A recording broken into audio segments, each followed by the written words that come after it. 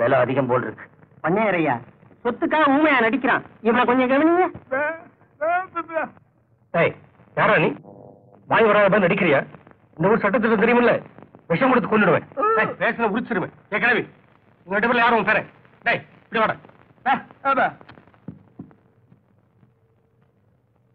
நல்லா பார்த்து சொல்லு.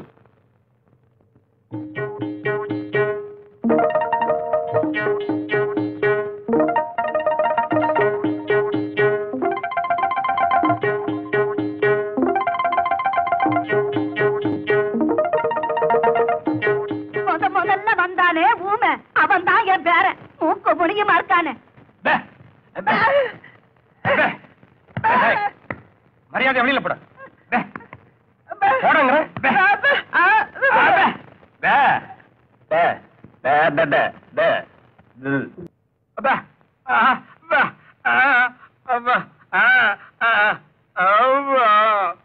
பையன் கிளி கிளுன்னு இருக்கான். குழு குழுன்னு பொண்ணு வந்தா நல்லா இருக்கும். அதுதான் தேட சொல்லி இருக்கேனே. சொல்லி இருக்கீங்களா?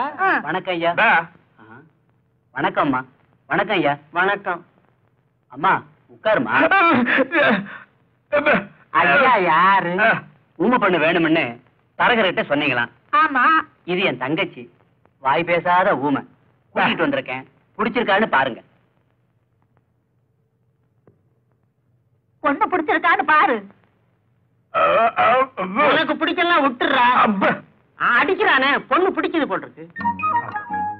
என்ன அழகு, எந்த கலர். ஆண்டவன் போய் ஆடு கருப்பா இருந்தாலும் மூக்கு முடியுமா அழகா இருக்காரு. கடவுள் இப்படி ஊமையாக்கிட்டாரு. இவ்வளவு அழகான பொண்ணை இவன் கட்டுறதா?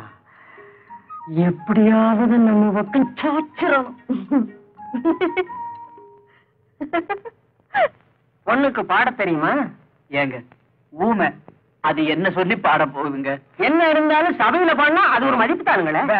ஆமா, அது ரெண்டுக்கும் காது கேட்காது. பாட்டை யாரு கேட்கறது? நாம இருக்கிறோம்ல. பேப்பையா பாடுதான்.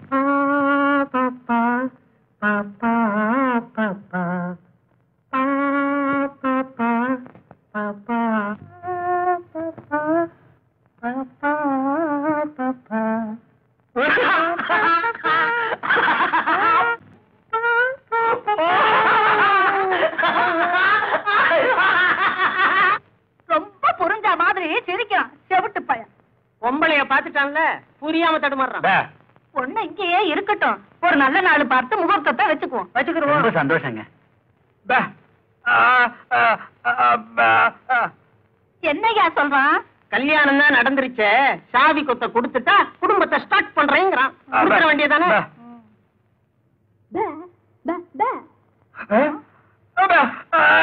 சுரண்டாதரா, சொல்லிட்டல்ல.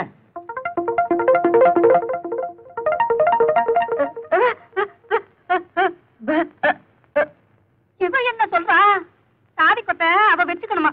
படி ஆச்சு, இப்பவே இப்படி இருக்காளே. சாவி கொடுக்கலன்னு கவலை. அதுதான் 100 பவுன் போட்டிருக்கேன். படுத்திருக்கும் போது அறுத்துடு. இவ இப்பவே இப்படி இருக்காளே. இவ என்ன சொல்றா? சாவி கொத்தி வீட்டை இருக்கணுமா? அடி ஆத்தி, இப்படி மாறி மாறி கேட்டா யாரு கையில கொடுக்கறது? ஆண் பிள்ளை ஆனாலும் ஆண் பிள்ளை, நீதான் குடும்பத்தை நடத்தணும். இந்த கொடுக்காத.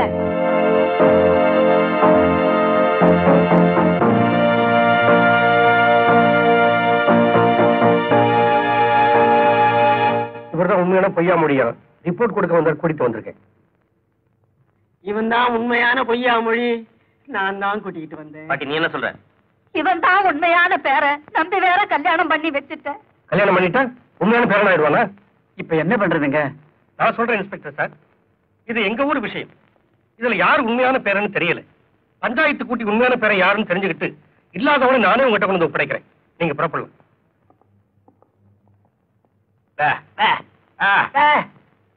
நம்ம ஊர் சம்பிரதாயப்படி சாட்டையால் அடிச்சாதான் உண்மை வெளி வரும்.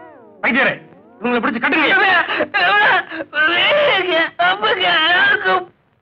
அப்ப நான் போறேங்க.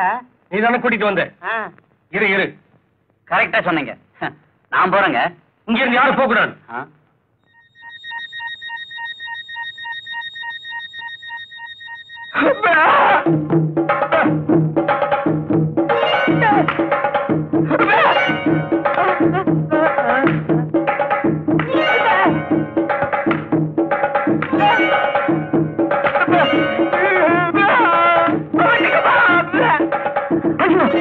ஐயோ, அடிக்காதீங்க.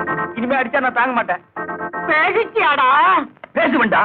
இத்தனை நாள் நான் ஊமையா இருந்தேன். இனிமே நல்லா பேசுவேன். வாய்கிலேயே பேசுவேன். பேசுவேன் பேசுவேன் பேசிக்கிட்டே இருப்பேன். ஐயா, இவன் தான் எதுலயும் சமபங்கு வேணும்னு கேட்டான். இவனுக்கு 4 கொடுங்க. ஐயா, இவங்க 2 பேரையும் இப்பவே போலீஸ் ஸ்டேஷன்ல ஒப்படைக்கணும். அவரோட என்னையும் போலீஸ் ஸ்டேஷன் போட்டுட்டு போங்க. பாவி, நீங்க ஓமை இல்லையா? வைத்தியரே, இவங்களை ஜெயிலுக்கு அனுப்பிச்சு பிரயோஜனம் இல்ல. நேரப்படி சோறு கிடைக்கும்னு இவனுங்க சந்தோஷப்படுவானு. பாட்டியோட நிலத்தெல்லாம் உழ வச்சு இவனுங்க முட்டிக்கால பேத்துருவோம். அவுத்து விடுங்க இவனுங்களை. அப்பதான் புத்தி வரும். சண்டைப்படாம வேலைய பாருங்கடா.